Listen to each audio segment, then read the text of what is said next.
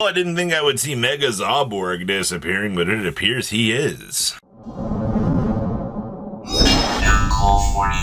Make sure you guys smash the crap out of that subscribe button so you guys don't miss out more Oz content. So it appears that we have a little bit of Monarch movements out here. Now, the reason that this is actually even happening in the first place is, well, you guessed it, people. Craft has been kind of taking off in the background, and one of the key plays that you're able to do is use Mega Zaborg here to actually start ripping apart your opponent's extra deck, because this great card has the ability that says you can, well, you get one normal summon in your beautiful Craft deck, and then you can go ahead and use that to fire off your Zaborg, the Mega Monarch, to rip through your opponent's extra deck, which is absolutely peak hilarious and completely unfun, by the way.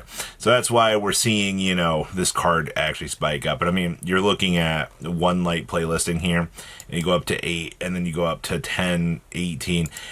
This is one of the interesting tools about this game, is ripping and manipulating the opponent's extra deck is very underestimated. But when something does come out that ends up, kind of breaking the flow of the game, leave it to this. Also, you do have multiple versions, but it's crazy to see all 3 versions of Zaborg actually taking off. So, gotta love Craft doing its thing.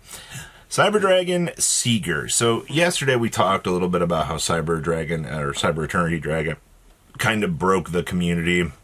Kind of put, some of this community wasn't too happy with the recent events that have happened with Cyber Dragon. Well, if you've been following that, there's also the pure version. You don't have to play it with Orchest. That's always kind of the crazy thing to think about. It's like, you see one combo and you're automatically set in the ways of playing that. No. We have other methods of, abilities to play the deck. And Seeger makes it so that basically you can just target the cyber end that you're making, the new one, and you can give it an extra little chunk of attack points to make your life a little bit easier in terms of that OTK. I mean, jumping up to 4K 61, doubling to 122 to basically clear out the game is not a bad choice. And as you can see, we're ramping up to about $6 a copy on those. Secrets are also following the same pattern here. You're starting to see about $5-ish start to come down. And even the commons, I think this is the stupidest part about all of this, is even the common on the cheap end from Legendary Duelist 2 is still about $2. And is that crazy? Not really, but it's still a card that you're going to look at as a 1 to 2 of, because you want to be able to try to produce and do this OTK just so you can kind of play the game.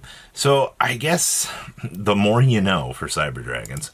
Next up is the great and powerful, full of wisdom, Great Old Dragon.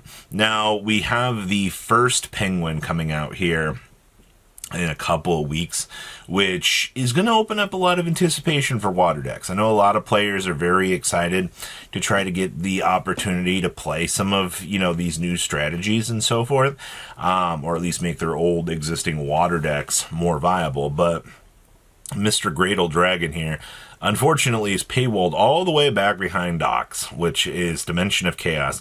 And it's your cheapest listing here for unverified is $12, but you actually do rush up to about 15-ish here. And I can pretty much safely say that I think we're going to be cruise controlling at this number for a little while. Once again, the first penguin allows you easier access to the different synchro numbers.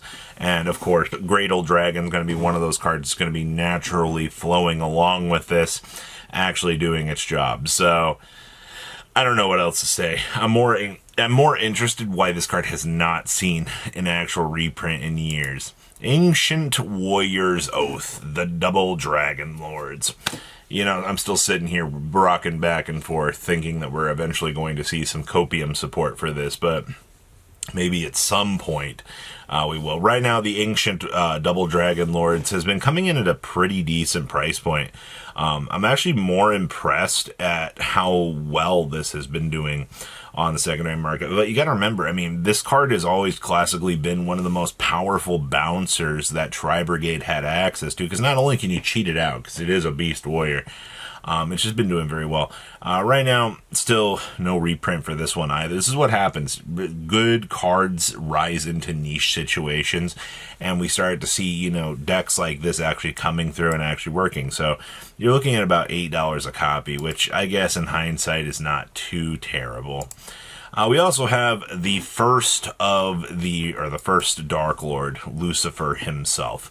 I'm actually more impressed that this card has, you know, actually hit the $5 ceiling and has been cruising along. I mean, we did see at one point that these did hit the $4 mark. I mean, that was quite a little while back when the first support actually started coming down. But now that we've gotten closer to, you know, the release time for this, people are going, oh, hey, you know, 3 Dark Fairy monsters to make this. This is incredibly generic. You know, there's really nothing stopping us from wanting to take advantage of this. While, yes, that is in fact correct, Duelist, there is nothing stopping you from wanting to take advantage of this. And that's the best part. Generic, good support. And I really do think that this deck is very, very fun. Cosmo cards. My friend messaged me and said, hey, there's Cosmo buyouts, and then he deleted all of his messages. So there really isn't anything too spicy back here. But I like to kind of stay on top of Cosmo stuff, because this is the stuff that you never really knows what's going to go too crazy. Still $15, $16 on Dark Destroyers. Dark Lady's been cruise controlling 7 for a little while. As you can see her curve, she has been going up steadily over time. But you are still sitting about $7.25 right now for first egg copies, which is not bad. I mean, you are seeing the decline on this. Dark Eclipse are coming in at 7s. The Farm Girl herself is still a $6-ish card, which is not all that surprising to be heard of.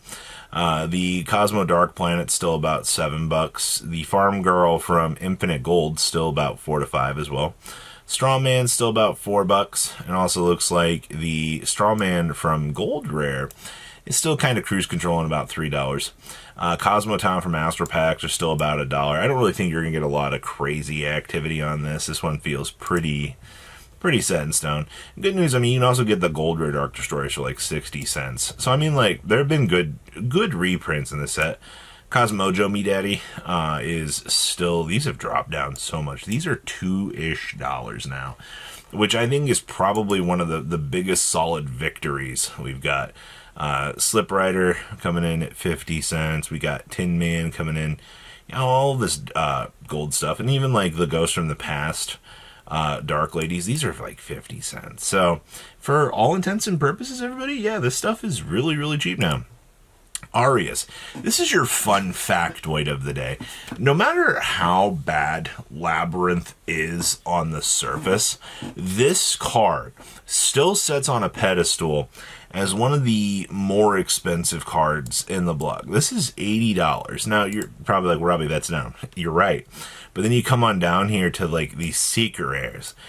These are $18 a piece. You come down here to the Age of Overlord Seekers. These are also $18 a piece. I'm more amazed at how over time this card has just maintained this very, very solid price point. And like, I don't really have much of an explanation for it. It just keeps on cruise controlling. So maybe someday we'll see this fall down.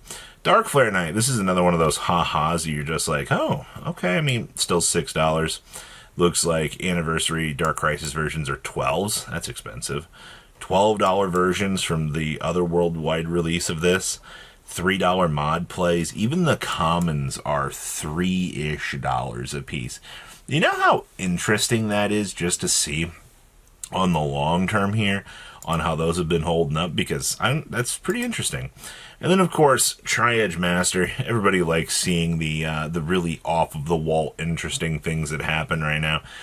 These are very solidly a $10 card, which is not bad. And then, of course, $4 cent and 5 cent. Yeah, both versions, the Ultra and the Secret reprints, are very, very cheap. So, I mean, that's actually kind of cool to think about here. So, overall, I'm not upset with the way that things are right now. I mean, Mega Zaborg is an interesting little one, that's for sure. But please, take a second to leave a comment down below. Tell me what you guys think about today's market. I will see your beautiful faces back here later in the day, guys. Patrons, thank you.